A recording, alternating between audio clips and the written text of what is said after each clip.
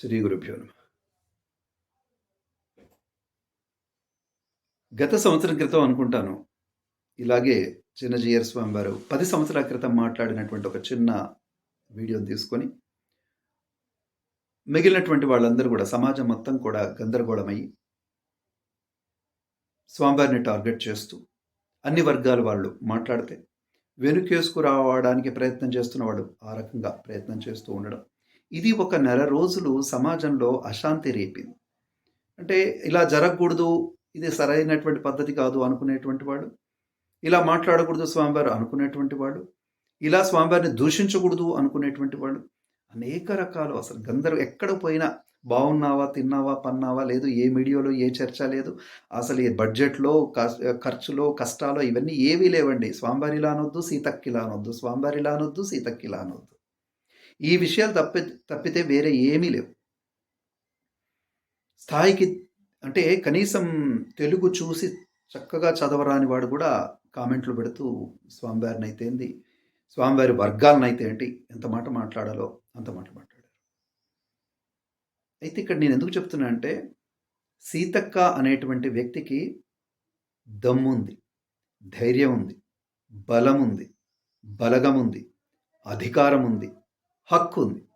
వెళ్ళి స్వామివారి దగ్గర కూర్చొని 2 నిమిషాలు కూర్చొని, ఒక అర్ధగంట సేపు కూర్చొని, ఎందుకు ఇలా అన్నారు, ఇలా అనకూడదు, మరి సమాజానికి మీరు ఏం సందేశం ఇస్తున్నారు, అయితే క్షమాపణ చెప్తున్నారా, మరి ఏమైనా మాట్లాడుతున్నారా ఏంటి అంటే, ఖచ్చితంగా అది 5 నిమిషాల్లో తెగిపోయేటువంటి విషయం ఏదైతే ఉంటుందో దాన్ని నెల రోజులు సాగదీసి గందరగోళం చేశారు.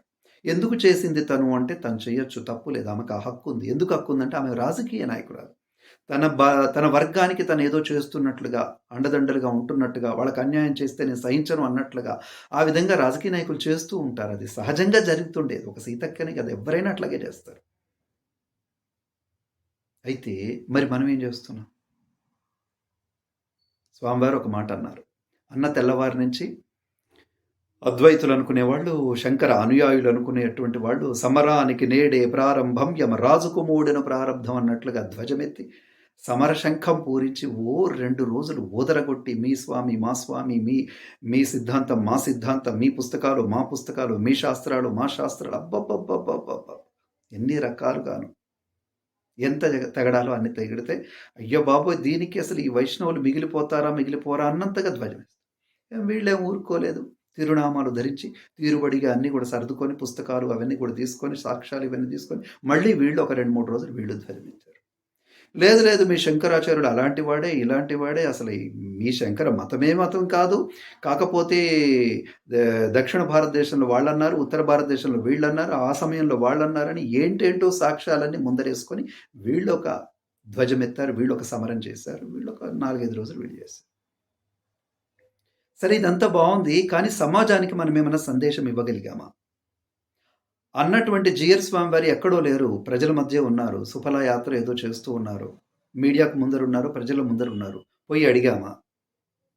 ఇంత తిరునామాలు ధరించి 24 గంటలు స్వామివారి చుట్టూ తిరుగుతున్నటువంటి మనమైనా వెళ్ళి స్వామివారి దగ్గర కూర్చొని, స్వామి ఇలా ఎందుకు జరిగింది, మరి మేము సమాధానం చెప్పుకోవాల్సి వస్తుంది ఏమిటి అని అన్నామా? ఎందుకు అనలేదు?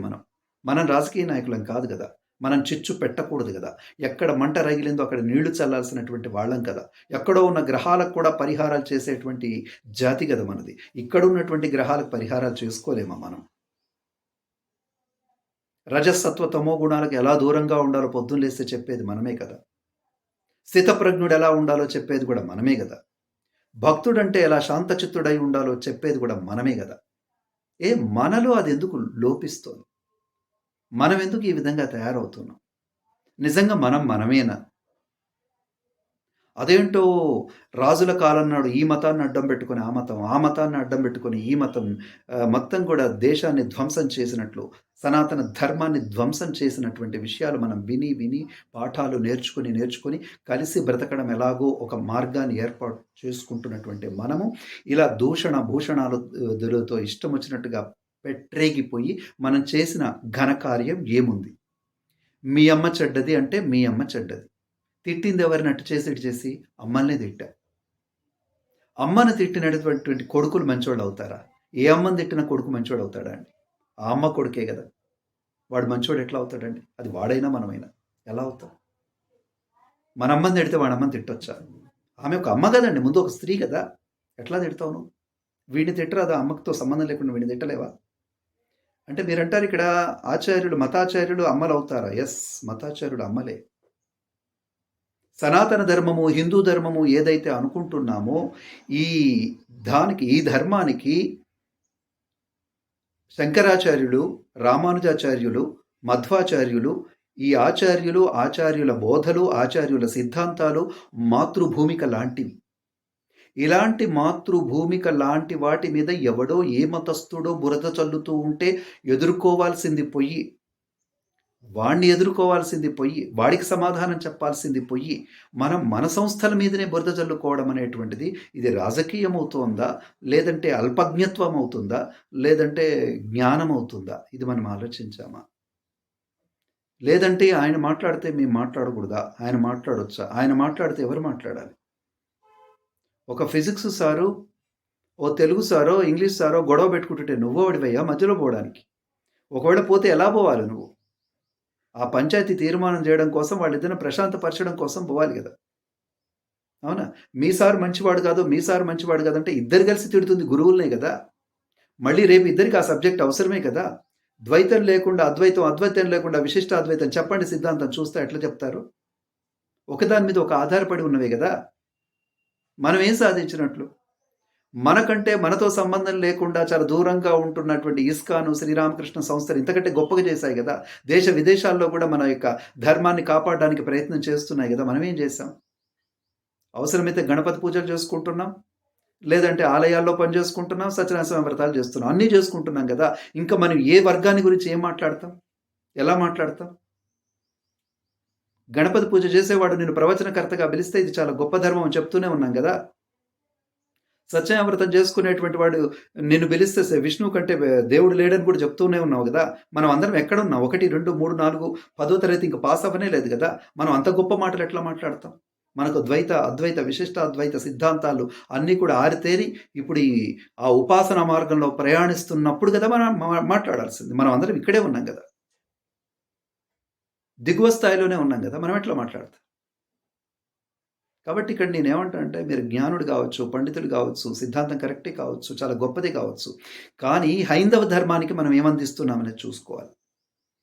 ఇతర మతస్థులు 24 గంటలు ఎప్పుడు వీళ్ళు గొడవ పెట్టుకుంటారా, మధ్యలో మనం ప్రవేశిద్దామా అని వాళ్ళు ఆలోచిస్తూ ఉంటే, కుట్రలు పన్నుతూ ఉంటే, కుతర్కాలు చేస్తూ ఉంటే, దాన్ని ఎదుర్కోవడానికి విశ్వ హిందూ పరిషత్తు, ఆర్ఎస్ఎస్ లాంటివి ఎన్నో రకాలుగా కష్టపడుతూ ఉంటే, మనం అన్నింటిని పక్కన పెట్టేసి మన మానాన మనం దన్నుకొని, అందరితో ఈసడించుకొని, చాలా చిన్న చూపు చూస్తే అందుకే ఇలా జరుగుతుంది హిందూ మతంలో, ఇది బాగానే ఉందిలే అనిపించుకోవడానికి మనం చేస్తున్నటువంటి ప్రయత్నం. తర్వాత ఇంకోటి ఏంటంటే, నాకు చాలా అనుమానం వేసింది. నేను అడిగాను, పెద్దల్ని కూడా ఫోన్ చేసి మరి అడిగాను. విశ్వ హిందూ పరిషత్తు మొదలైన సంస్థలు ఏమంటే మీరన్నా వెళ్ళి దీని గురించి స్వామివారితో మాట్లాడొచ్చు కదా. ఒక పీఠాధిపతి మాట్లాడినప్పుడు మరొక పీఠాధిపతి మాట్లాడాలి, లేదంటే అక్కడ ఉన్నటువంటి శాస్త్ర పండితులు మాట్లాడాలి. వాళ్ళు మాట్లాడలేదు.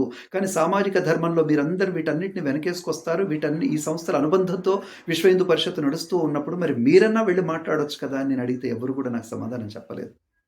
మిత్రులారా, బాగా గమనించండి. ఒక కుటుంబంలో నలుగురు తెలివైన వాళ్ళు ఉంటే తప్పకుండా గొడవలు వస్తూనే ఉంటాయి. మెదడు లేకపోతే గొడవలు రావు. మెదడు ఉంటే తప్పకుండా గొడవలు వస్తూ ఉంటాయి.